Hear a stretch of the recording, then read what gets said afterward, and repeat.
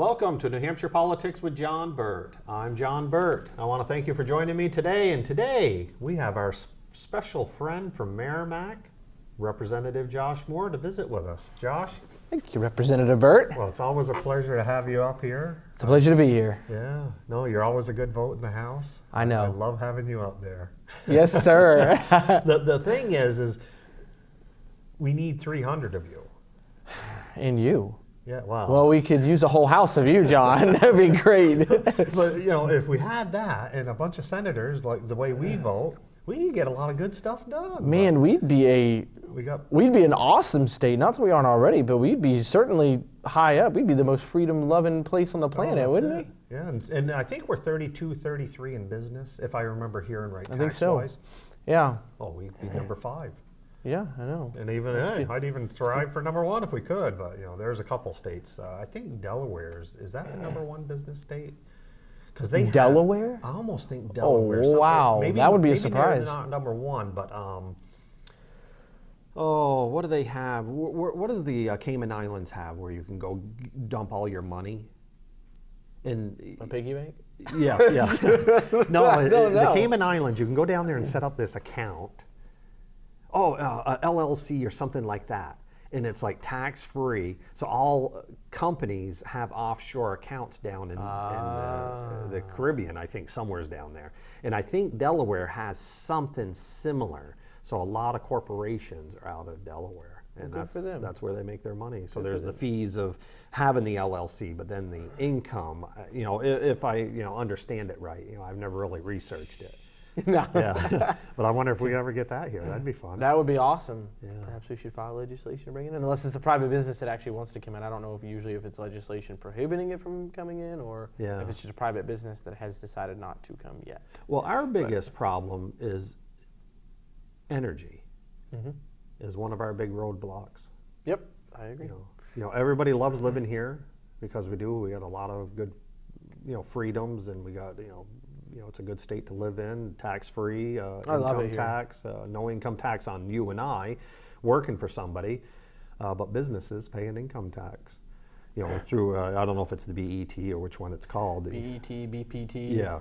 One's BFT. The business tax, and then one is tax the business owner on his money. Yeah. And I'm like, well, isn't that a income double tax? Dipping? Yeah, and double dipping. I don't like that at all. Yeah. I really don't. Yeah. Now, I do have somebody coming on. I've been telling the viewers, and I just got to follow up with my friend at PSNH, or Eversource they call it now, to get somebody back on for Northern Pass. Where are you on that? Because Representative Rideout, when he used to come down, he was against it. So we would debate back and forth a little, and he always told me, he says, John, I understand we have to have it, but there's got to be a better way to bring it. And I'm saying, put the towers up and let's build. Because, New England is a region for power. Right. And that's what people don't understand. They're saying, well, New Hampshire is only going to get 10% from Northern Pass. Well, that is true to a point, but that electricity is going to be dumped into the region. We suck our electricity out of the region, just like Connecticut, Rhode Island, and Boston, and everywhere else does, Vermont, Maine. So if they have an abundance of power, which Connecticut's desperate, and I think that's where most of this power is going to, then it's easier for us to grab other power. Yep. And if there's going to be any rolling blackouts, it's not going to be in Connecticut. It's going to be New Hampshire or Vermont or Maine. They're going to say, oh, hey, we can shut that big giant light switch off or up in northern New Hampshire and let them sit in the dark for 6 hours. Why Connecticut keeps their air conditioners on. There you go. Yes. Yeah. Yeah, I've been sort of indifferent to it. I've more or less leaned in favor of it for the most part. Yeah. One thing that I'm always hesitant about is being against something that has to do. When you take something like Northern Pass, you get a lot of environmental nutcases that get involved. They get a bunch of, well, as people call them, tree huggers or whatever. They start going. You mean they're going to, Northern Pass will kill one mosquito, and they right? Exactly. And this all, and I'm like, oh my gosh, with this, and this wraps up into the climate change discussion, but it gets so old, and it actually directly has to do with a lot of what's going on. You're talking about climate change versus energy and affecting energy. Yes. And it really bothers me. So I'm usually more inclined to go with coal and something like Northern Pass than I would be being against it.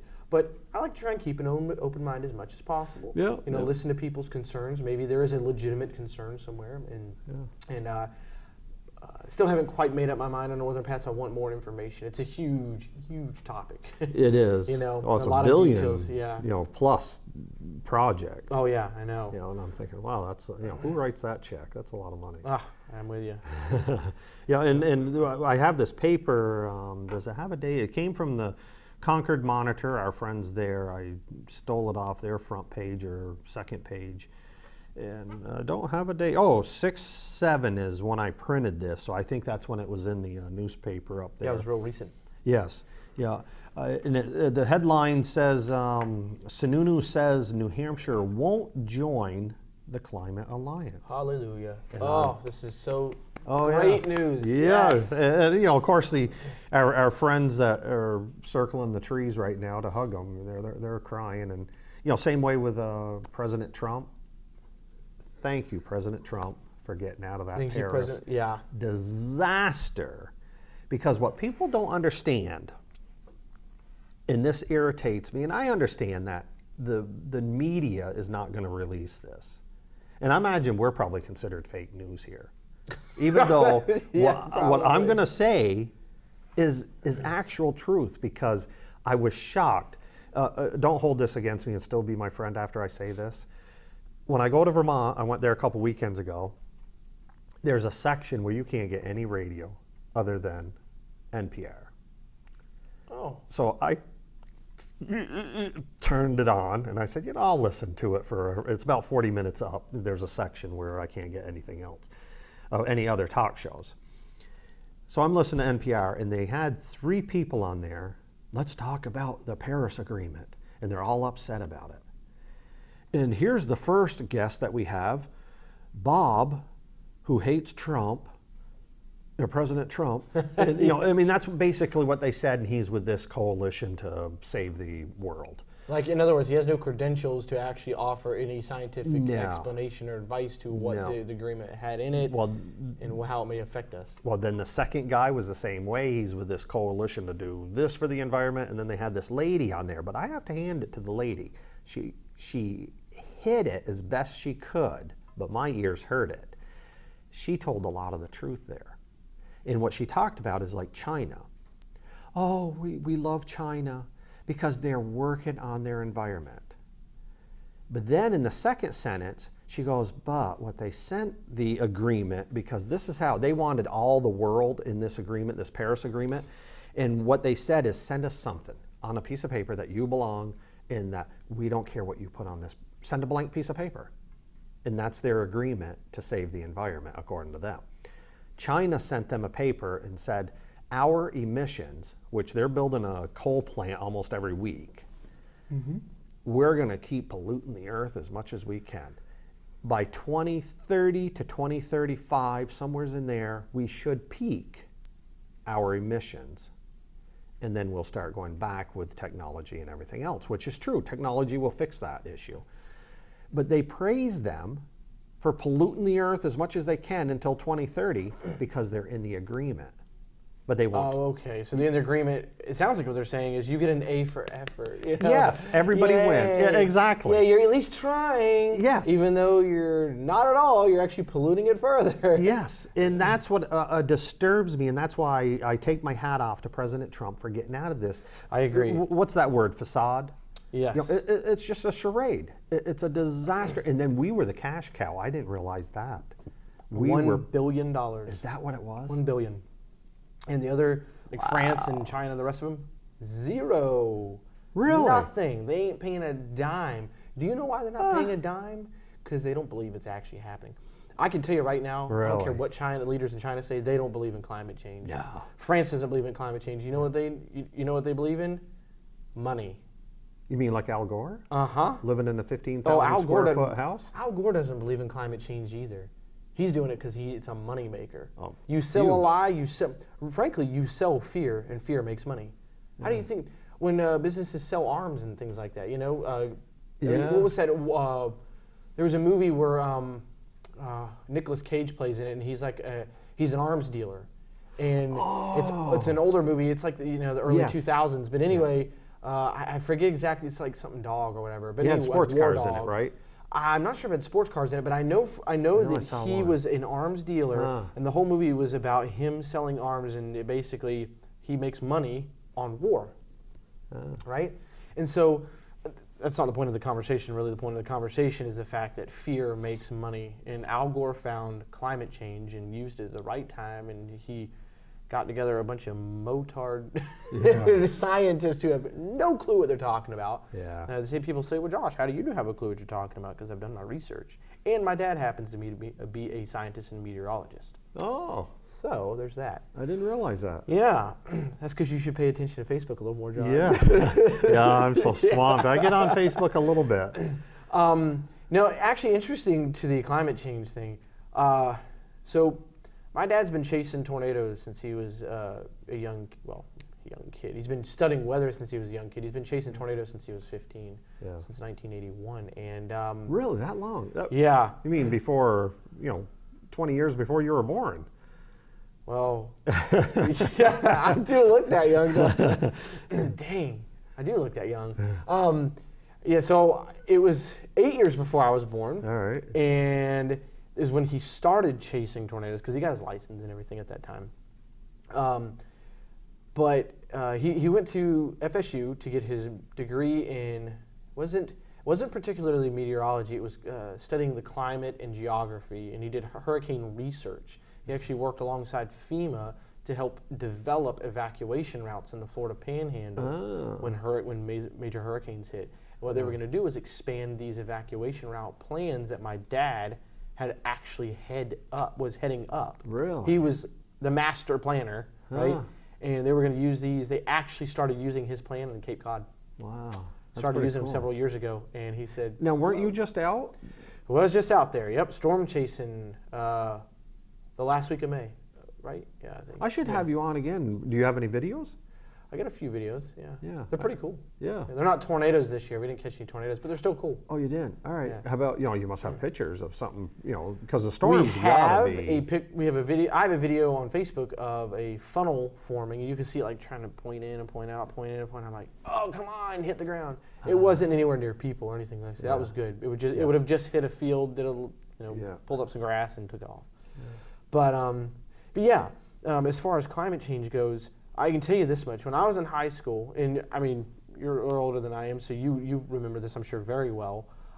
When I was in high school back in 2000, basically 4 to 8, especially in my junior and senior year, so 2007 and 8, I particularly remember them telling me in class, here's what's going to happen in the next 10 to 15 years. Mind you, we are now almost 10 years later. They said, we're going to have an increase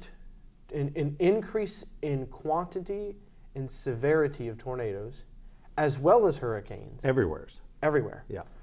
And we're going to have little to no snow in areas where it's most prevalent, like Colorado Rockies, New England, places like that, right? So all the snow blowing I did last year is just an illusion. That's what they were hoping or predicting would happen. That would end up just being an illusion. Yeah, you're correct. And obviously that didn't happen. Snow, from what I understand, the snow has been sort of neutral. It hasn't really increased or decreased. It sort of just fluctuates, right, with the climate. Well, I would say over a 10-year period. Right. Yeah. Over the last few years, I don't think it's changed that much, but I would have to ask one of my father or somebody who. Well, I know 2 years ago we virtually got no snow, but prior to that, I think normally this area is like 56, 60 inches of snow. Yes. We were getting 150 inches of snow. Right, so you have to look at the years, they even each other out. So you take versus 10 years. Versus if you have like 5 years and there's no snow. Well, that's a problem. Or tons and tons of snow. Then you've increased your average, right? Yeah. So it kind of levels out. But I can tell you from firsthand experience, that is not the case with tornadoes or hurricanes. There have been very few tornadoes. The only reason why you see tornadoes on the news as often as you do is because everybody has a camera. Yeah. Everybody's got a cell phone now. They just go, oh, whoa, look at the tornado. Yeah. And so it makes it look like there's more tornadoes, but there aren't. Trust me, if there were, we would have caught a bunch of them. Yeah. Because my parents were out there a month. Last May, they were out there a month. Wow. They only caught 3. Wow. 3. Yeah. And normally you're supposed to get several hundred within that month. Yeah. Just out in the Great Plains. Well, I know a lot of my Facebook friends have been crying about the cold prior to June 11th. So June 11th, 12th, 13th, and 14th, I put on my, excuse me, I put it back on my Facebook that global warming is back. Yep.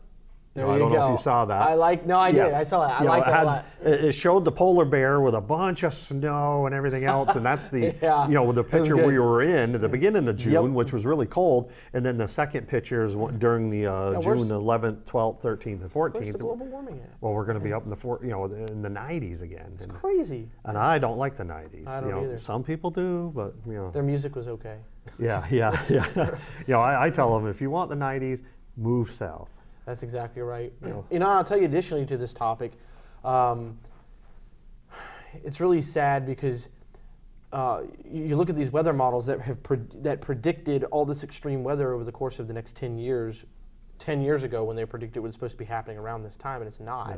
Okay, those same weather models are the ones they use to predict the 7-day forecast, and they can't even get the 7-day forecast accurately. Oh. So before you start telling me what's going to happen 10 to 15 years from now, based on models, Well, if that ain't the truth. please get the 7-day forecast right. Yeah. Once you got that right, then we'll listen to you. Yeah.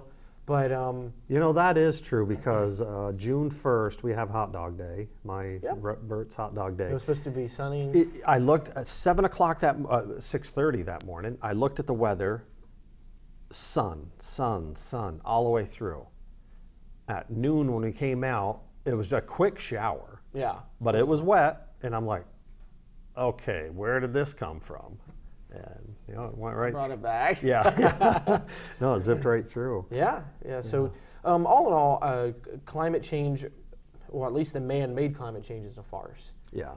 There's no proof that man's causing anything. So kudos to Governor Sununu Absolutely. and President Trump for rejecting this nonsense and focusing our efforts, especially our fiscal efforts, on issues that matter. Yes. Building businesses and building infrastructure for businesses to thrive and succeed and push the economy. Yeah. That's where the money needs to go. And giving tax relief to the residents of the state of New Hampshire. Yes. And if we're talking federal, Donald Trump giving tax relief to the U.S. citizens. Yeah, and I hope he fixes... U.S. citizens, not Yes. illegal immigrants or Yes. illegal aliens. I want to call them illegal aliens. Is that okay? Is that politically correct? No, sounds good. Yeah, Okay, good. There's no PC here. Yeah, good. Illegal aliens are my undocumented guns. Yes. Now, you got some exciting news that you might be going on America Got Talent. Yeah. America's Got Talent. Yeah. How did you land that? Well, it's actually pretty easy to land. What's not easy is winning. I do beatboxing. I'll actually be doing beatboxing at the Milford Flag Day event going on June 14th, which is next week on Wednesday.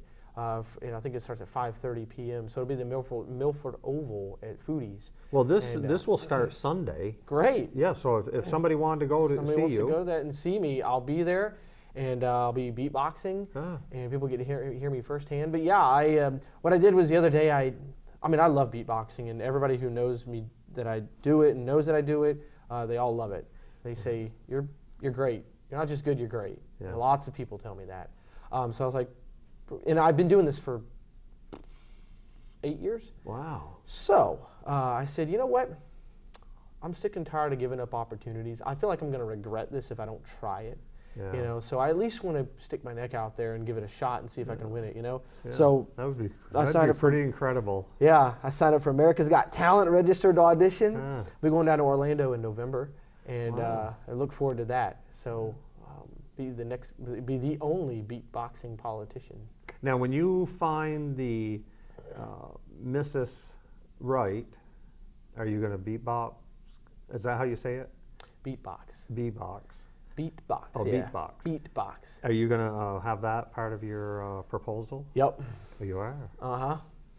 Who knows? That'd be kind of cheesy and corny, but it'd be really cool at the same time. Yeah. Yeah. Well, I'll have to tell my wife that. There you go. She'd be happy. Huh? Oh, she will. Phyllis will. She loves you. Oh, that's so cool. Yeah. No, I'm looking forward to it. It's going to be great. I'm going to make beatboxing great again. You like that? That's good. No, I'm happy with the opportunities that have been presented. And in fact, James O'Keefe with Project Veritas.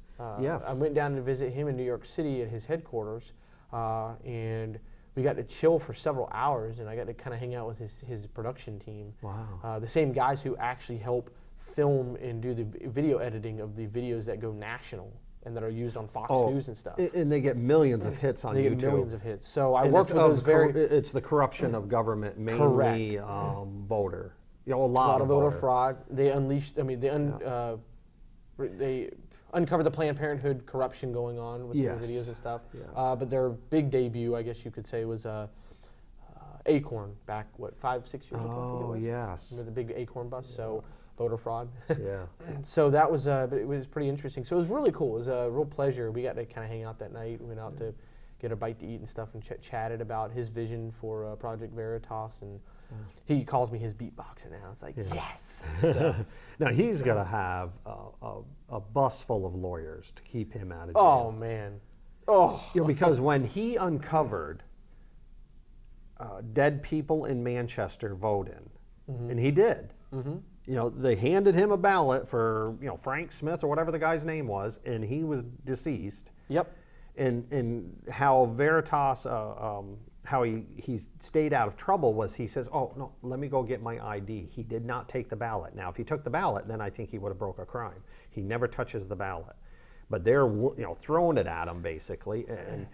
And instead of trying to fix that, they go to, I don't know if you ever met Joe Barton. Oh, yeah. Yes. They go to Joe Barton, take his computer without a warrant and all this other stuff. They, they go to, they want to arrest the Veritas people. And it's like, no, they're not the problem. They just discovered the problem. And the New Hampshire AG spends so much time trying to cover that back up. Don't be uncovering this. What the hell are you doing? Yep. You're absolutely right. I actually told Joe Barton, I said, you should come down with me to my audition. Yeah, you should. Hey, he was there. He was there he for. He could fly you. Yeah, I know. He's got a pilot license. I already chatted with him about it, actually, and it's pretty sweet. Yeah. Yeah. Well, that's one thing I want to tell the viewers too is Joe's offered. One time he called me up and he goes, John, what are you doing Wednesday, Friday, whatever the day it was? And I said, oh, I'm going to be in Vermont. Why?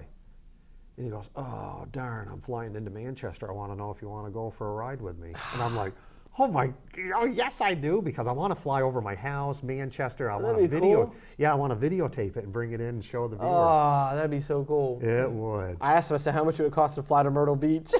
Yeah. That would be cool. And it's funny because it takes a lot of the stress off going through the airport check-in, showing up at an exact time. You can sort of arrange your time. Yeah. I'm sure there is some. Now, does he fly out of Wiggins, which is next to the Manchester? What is it called? Boston Regional Manchester? Yeah, something like that. I'm not sure. I actually have no clue where he flies out. I mean, I assume that's the case. I think he lands on the airstrip, but then I think he goes to Wiggins, which is more of the private, non-commercial airline. Yeah, probably. Yeah, I have no clue. It'd be cool to go though. Yeah. One day I'll go with him. Yeah. Like, Joe, just got to fly me over Manchester and let's go to Portsmouth and fly back. Yeah. Be cool. So. Yeah, I wonder if we could drop leaflets over Portsmouth, vote Republican. That might be a good idea. Yeah. I think we should do that. I think they did that in Vietnam.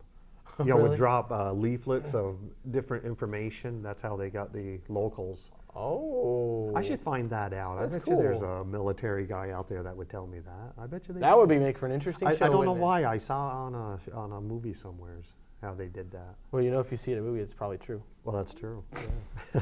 Well, sadly, we came to the end, and we have a big meeting to go to tonight anyways to talk about the budget, and which is going to come up June 22nd. Oh, boy. So hopefully we'll get something passed, but hopefully it's in our terms, not the big increase that they want. Yep. Absolutely. I'm with you. All right. Well, hopefully you can come back on, and we'll talk again. Thanks, John. Yeah. And I want to thank you for watching. Until next week, I'll catch you later. Bye now.